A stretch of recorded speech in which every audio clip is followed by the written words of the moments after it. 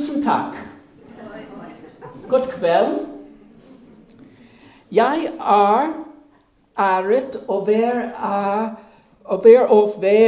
her hos dere.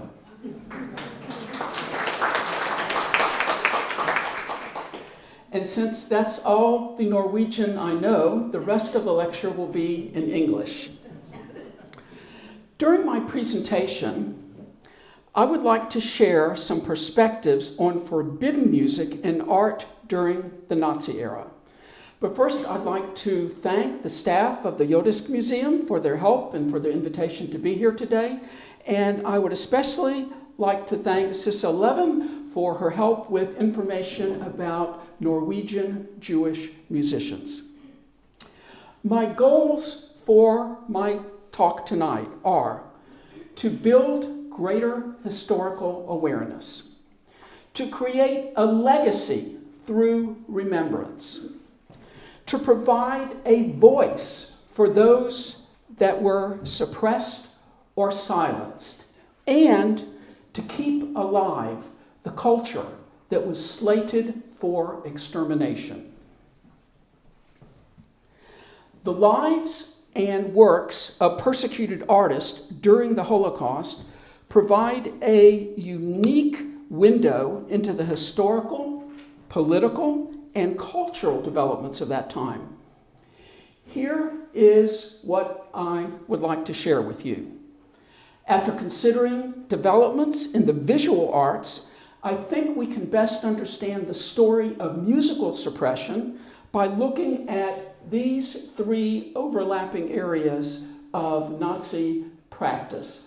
The banned musicians, suppressed or banned composers and genres, and how they changed music history. In the material at the bottom, you can see how the Nazi Party co-opted the word degenerate, in German, Entartete, for their own political use. As the Nazi Party grew during the twilight years of the Weimar Republic in the late 1920s and early 1930s, it developed strong anti-Semitic, anti-modern, and anti-intellectual perspectives on culture and the arts. After assuming power in 1933, the Nazis moved very quickly to assert control over cultural life in Germany. They later did the same in the countries they occupied, like here in Norway. Their tactics included defamation, intimidation, vilification of artists and artistic movements, and the purging through the burning of books and paintings. After being labeled as Entartete, or degenerate, an artist's career possibilities in Nazi-controlled countries came to an end. For example, Chagall was declared Entartete because he was Jewish and modern. Kandinsky simply because of the abstraction and modernism of his work. In 1937, the Nazi Party hosted an exhibit of what they call Great German Art, and along with this, they had an exhibit of the degenerate art, or Entartete Musik. You can see how they disparaged the disapproved work in the use of quotation marks in the catalog around the word art.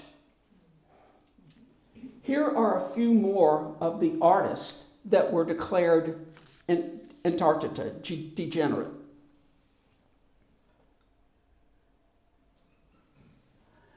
Let's talk now about banned musicians. Like in other artistic spheres, the Nazis moved very quickly after assuming power to assert control of musical culture. Top leaders like Goebbels considered the management of music to be especially important for their political ends. As an expression of their anti-Semitic racial theories, Among the first Nazi actions were initiatives to discredit leading German musicians of Jewish heritage and to eliminate their participation in German musical life. We will consider the band musicians shown here in blue in the next slide. The civil service laws of April 7th, 1933, resulted in the termination of opera company artistic directors and conductors in a dozen German cities. Jewish university conservatory professors throughout Germany were dismissed. Nazi party members and sympathizers took their places. Even though Jews were a very small part of the population, the Nazis resented their recognition and high profile in the field of music. In March 1933, Bruno Walter, the Jewish conductor of the Leipzig Gewandhaus Orchestra, was locked out of his concert. Similar tactics were used against Otto Klemperer, even though he had converted to Catholicism. Both conductors left Germany. Austrian composer Arnold Schoenberg, a leading figure of the avant-garde in Europe, resigned his Berlin teaching position when he was informed that all Jews were to be purged. Hindemith, considered the second most important German composer after Richard Strauss. While he was not Jewish, many considered his music degenerate because of its modern harmonies and occasional jazzy rhythms. He tried many ways to win acceptance with the Nazi Party, but his music was banned in 1936. Some factors included his Jewish wife and his previous association with the disapproved playwright Bertolt Brecht. Like Schoenberg, Klemperer, and Walter, he emigrated to the United States. The Reichsmusikkammer, which I'll refer to from here on as the RKK, was the institution that oversaw all aspects of German culture. The 7 branches were all under the control of Joseph Goebbels, one of the most powerful officials in the Nazi administration. As you can see from his quote at the bottom, the policy of making cultural activity possible only for RKK members effectively banned artists the Nazis wanted to exclude. The Reichsmusikkammer, referred to as the RMK, was the branch that controlled music. In asserting control, the RMK's goals were to eliminate Jews, foreigners, and political leftists from the music scene, and to ensure that music composed by such undesirables was neither available nor performed. The RMK blacklisted a wide range of Jewish and foreign works. There were over 100 composers whose work could neither be publicly performed nor broadcast. I'd like to take a few moments now to tell you about Richard Strauss, the first president of the RMK. As you may know, in Holocaust education, we often speak about the roles that people played during the Holocaust: perpetrator, rescuer, bystander, while we also understand the complexity of human behavior and that one person could fulfill multiple roles. Richard Strauss represents such a complex example in the musical sphere. To start, I hope you've been looking at this in the back. Can you see the text in the back? Yes? No? Yeah? Nein? Nein? Okay. In the text, we have quotes from Richard Strauss. In the yellow at the top, he is praising Hitler and Goebbels for starting the RMK. In the bottom, in his private notebook, he condemned German anti-Semitism and racism. Why did Richard Strauss display such strong support for the Reich? Many consider Strauss to be an opportunist, at the very least, both for himself and for the cause of classical music in Germany. But there's more to the story. The librettist for one of his operas was his friend, the Austrian Jewish writer Stefan Zweig. Strauss wrote a letter to Zweig where he expressed the sentiments that you had seen in the blue at the bottom, sentiments condemning the Jews for their, condemning the Nazis for their anti-Jewish, anti-Semitic values and policies. That letter was intercepted. It was sent all the way up to Hitler. Strauss was dismissed from his post as the president of the RMK. However, this story doesn't end here. It also extends to his family. His daughter-in-law, Alice, was Jewish, and thus Strauss had Jewish grandchildren. He used his considerable influence to keep Alice and her boys from being sent to concentration camps. Yet, he continued to enjoy, even after he was dismissed, he continued to enjoy a great measure of success throughout Nazi rule. There were two main reasons the Nazis established the Kulturbund, or Kubu, in late 1933. One was cultural segregation. They wanted to take the audiences, the Jewish audiences, out of German concert halls, and also the Jewish musicians out of concert halls. The second was for political propaganda, so that they could say to the world, which in some press articles and in some reports in the world, there was starting to be condemnation of Nazi policy towards the Jews. They could say, look, they have their own culture institution, they have their own orchestra, they have plays, they have concerts. Look how well the Jews are being treated. Some historians see this establishment of a cultural ghetto as a precursor to the later physical ghettos.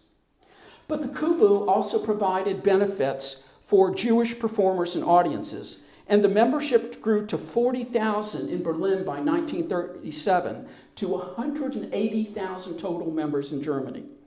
However, restrictions kept increasing, so that by 1941, of all these Kubus, only the Berlin Kubu remained. And their repertory had been restricted to non-Aryan composers. The Nazis did not consider Jews labeled as subhuman and uncultured capable of performing the great German masters. Moving to the second area of suppression, I would now like to consider band composers and genres. Included were composers of Jewish background, like Mahler, and modernists, like Stravinsky. I've listed here at the bottom some of the various books and articles and guides to hiring and production, so that opera company directors and municipal orchestras could make sure that they could look for the list of Jews and not have any Jews participate in their organizations.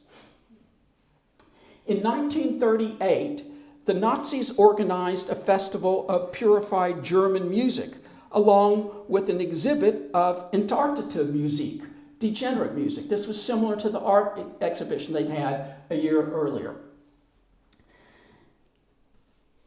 I believe that the source of this propaganda poster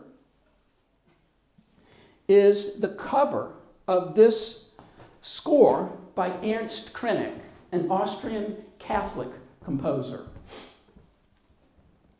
You can see that, and the Nazis didn't like this opera, Johnny Spielt Auf, because of the African-American lead character and because of the occasional use of jazz. You can see in the propaganda poster that the carnation becomes a Jewish star.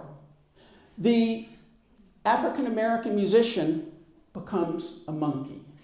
And the white background becomes red, and the bow tie, possibly also labeling the Bolsheviks, who the Nazis detested. So with one propaganda poster, they're able to denigrate three of the groups, or several of the groups, which they were against.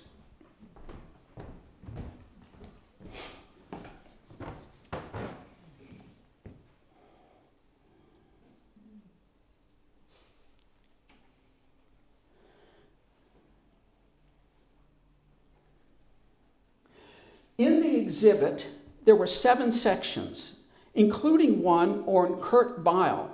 The Nazis especially detested the great success enjoyed by his jazz-influenced and bawdy three-penny opera. There is an anecdote that in the exhibit, there was a kiosk, a listening station, and so many people were going there and listening to Weill's music because they loved it, they enjoyed it, they had to shut down that kiosk in the exhibit.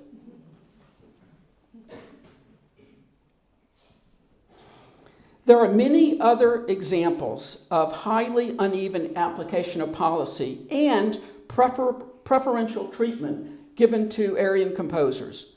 One is that highly dissonant and modern Strauss operas like Salome and Elektra continue to be performed during the Third Reich, while other composers of similarly modern works like Alban Berg were banned. Another is the Hungarian composer Bela Bartók, whose modern works were not banned because Hungary was a German ally. Would you like another story?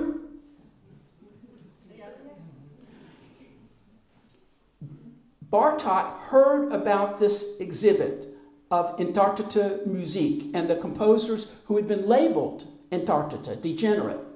When he found out that he was not part of them, he wrote a personal letter to Goebbels asking that he too be declared degenerate, Untitled, so he could show solidarity with his European colleagues.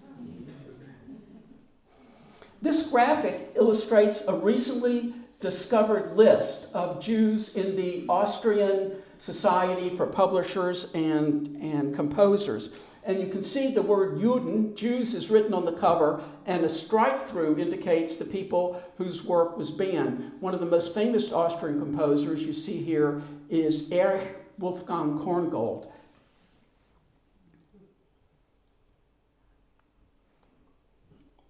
The Nazi approach to jazz shows yet another contradiction between policy and practice. While jazz was officially declared a degenerate genre, many officials were lax in enforcing these restrictions. Goebbels himself considered it essential for maintaining good party relations with the folk, with the people, because many of them enjoyed jazz. One solution that musicians and concert promoters came up with was to use the word swing or hot music or improvisation rather than the word jazz. Django Reinhardt was the most famous jazz guitarist of the time. Although many of his fellow Roma, gypsies, were exterminated in concentration camps, he pursued a successful career throughout the war in occupied France. In the third area of suppression, we're going to consider how the Nazis undertook initiatives to change music history and actually to change works they considered tainted.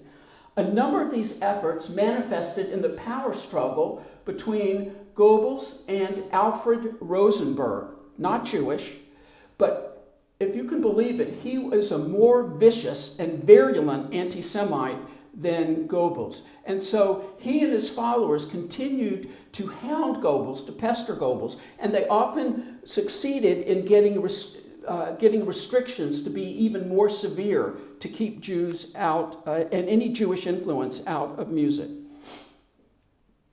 One area they disagreed on was the strong effort to discredit Felix Mendelssohn because of his Jewish ancestry.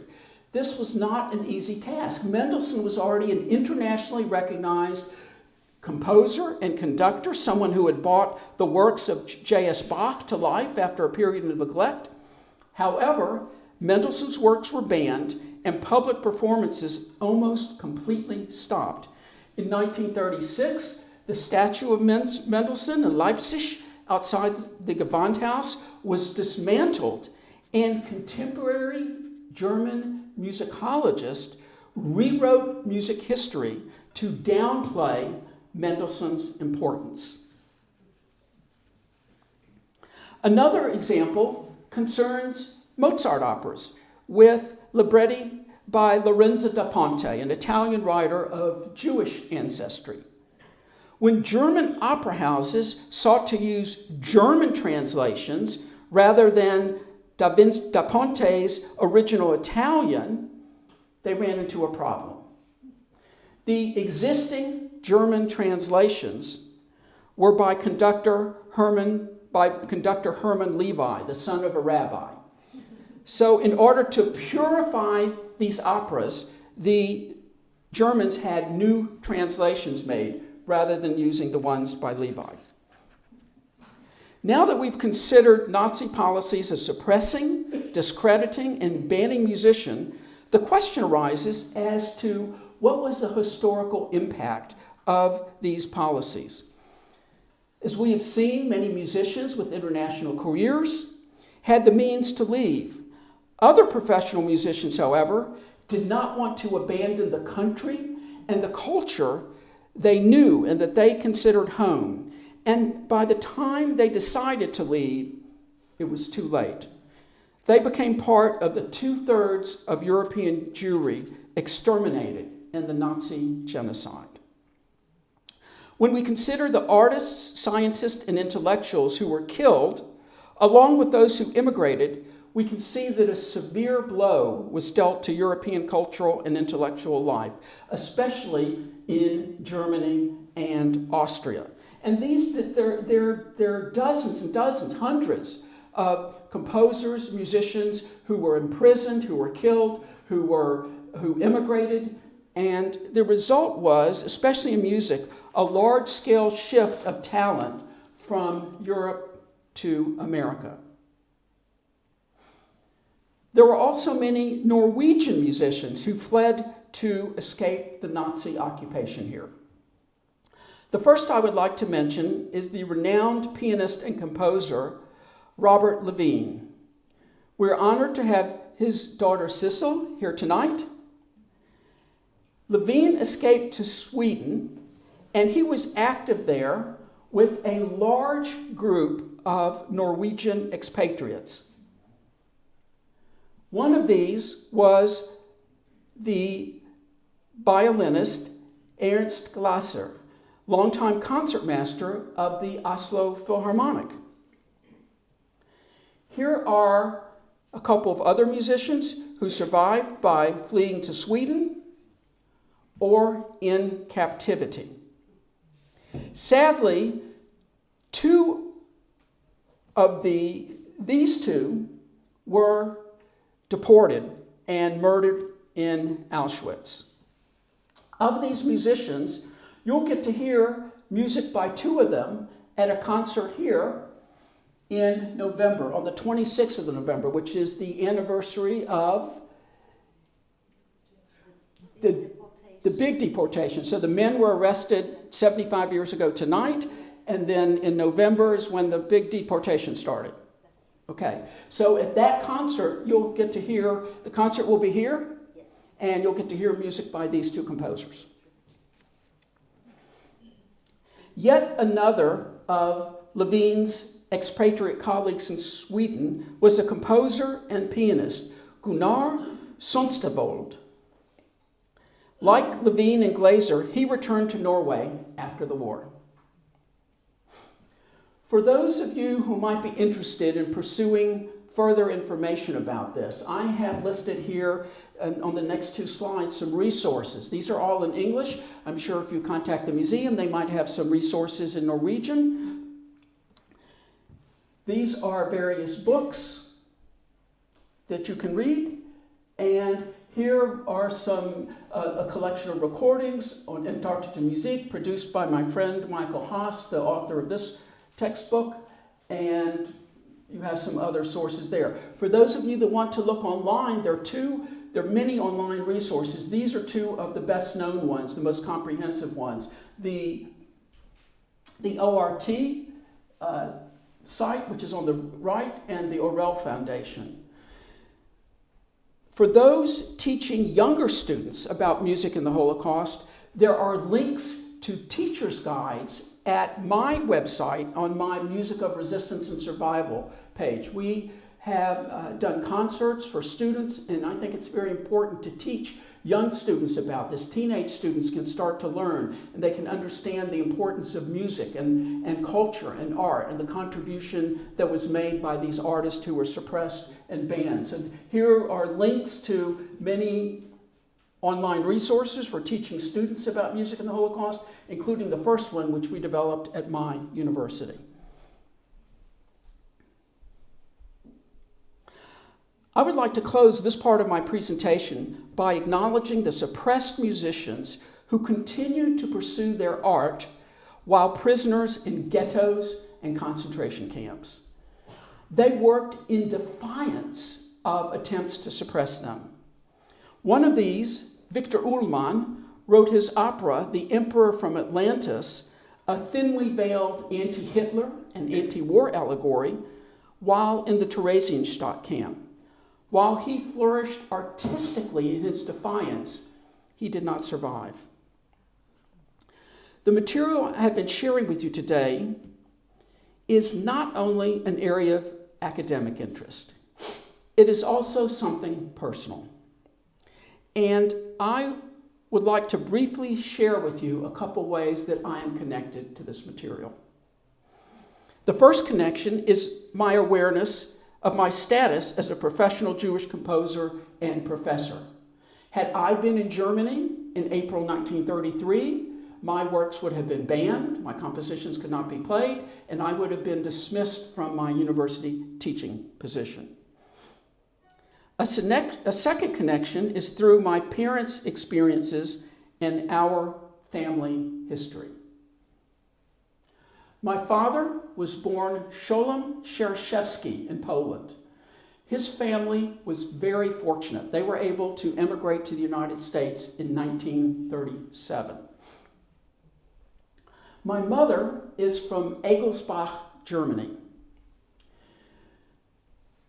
She lived in the house with her parents and sister.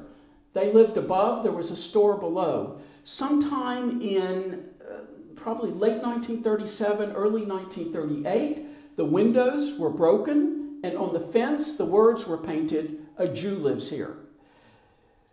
They fled to the relative safety, greater safety of a larger city, Frankfurt, and there my mother witnessed Kristallnacht. She told me about seeing from her apartment window, she could see the nearby synagogue burning. My grandfather Ludwig was arrested, sent to Buchenwald. I'm named for him. And at that time, the Nazis were still trying to get Jews to leave. This was before the final solution. So they were able to get papers to get my grandfather out of Buchenwald and for the family to leave. But first, in January 1936, my mother was sent to a Jewish children's home in Switzerland. She was sent on a Kindertransport. Many of you might have heard of the Kindertransports. Most people know these as convoys of children that were sent to England. There were also some that went to Switzerland, and my mother was one of the few children who went to Switzerland. Her family fled to France. My grandfather Ludwig was captured. He was put in a camp, he caught polio, and he died. My grandmother and aunt continued to evade the Nazis for 3.5 years. They were always on the run.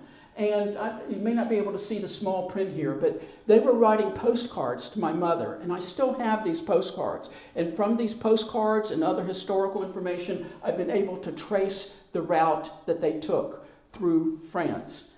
In October 1943, as they were nearing the Swiss border, we think they were going to try to cross into Switzerland to safety.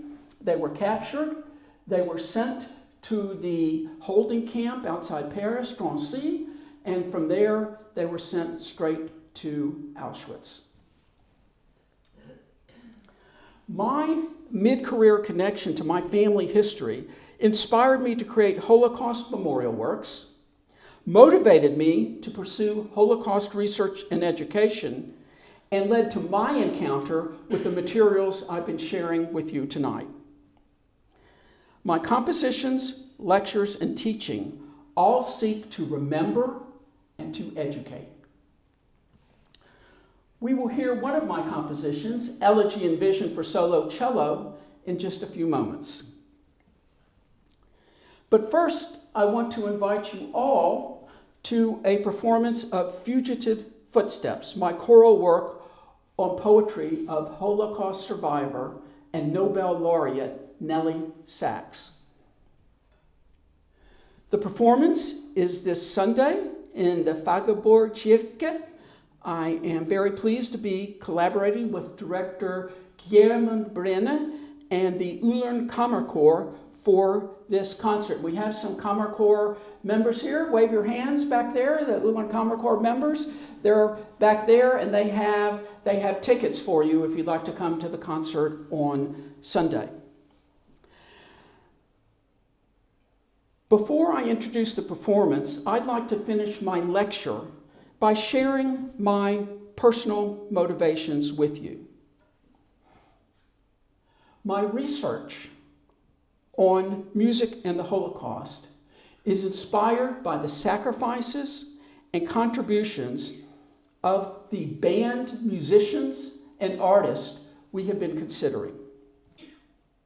My Holocaust memorial compositions seek to create a connection with the legacy of their work and with my own family history. My teaching, like my concerts and lectures, seeks to help future generations understand and connect with this material. Thus, I seek to build a bridge to the past so that we may remember the suppressed musicians of the Holocaust and to bring to life, the music the Nazis attempted to suppress and the culture they tried to exterminate. In the work that we all do, we deny them success and instead seek to establish deeper awareness, understanding, tolerance, and respect for others in society.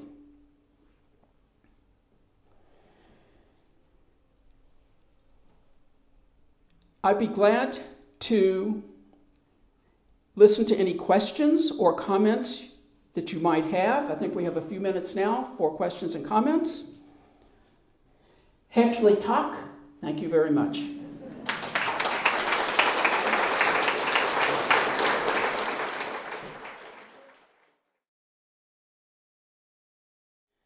I wrote my composition Elegy and Vision in memory of my brother Edwin Neil Sherr, who was named after my mother's sister, Edith Bacharach. Edith and her mother, as I said, were sent to Auschwitz, and it was likely that they were sent directly to the gas chambers after they arrived in Auschwitz. Edwin, my brother, was beset by schizophrenia as a teen and died from a treatment medication. Both Edith and Edwin had their lives cut short, struggling in a world that they could not always understand. The title of my composition, Elegy and Vision, is meant to commemorate their lives as well as to convey a sense of resolution and hope. Please welcome cellist Auden Sandvik to perform Elegy and Vision.